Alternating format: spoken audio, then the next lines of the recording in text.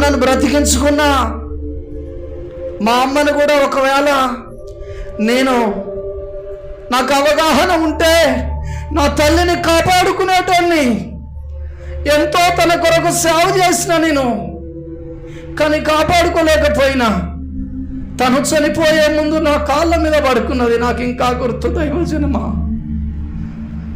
ఈ భూమి మీద ఒక వ్యక్తి కోల్పోందేంది అన్న ఉంటే తల్లినే. తండ్రి ఎప్పుడో చిన్నప్పుడు చనిపోయిండు, తల్లి బాగా సాధింది.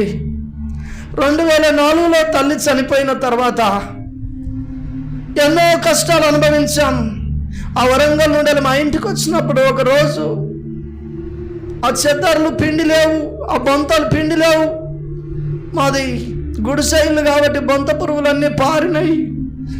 ఆ బొంత పురుగులు పారిన ఆ బొంతలు కప్పుకొని పడుకుంటే రాత్రంతా దురద పెడితే నాకు తెలియదు ఏం జరుగుతూ ఉందో.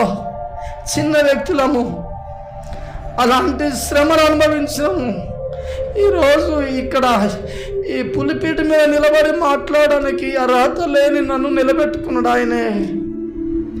2007లో భయంకరమైన టీబీ చేత నేను బుక్కలు బెడ్ కట్టి చనిపోయే వ్యక్తిని. దైవజనమా, ఆ రోజున్న దైవజనులు నువ్వు సేవ చేస్తాను, దేవుడు నిన్ను బ్రతికిస్తాడంటే నేను సేవ తీర్మానం చేసుకొని మర్చిపోయినా.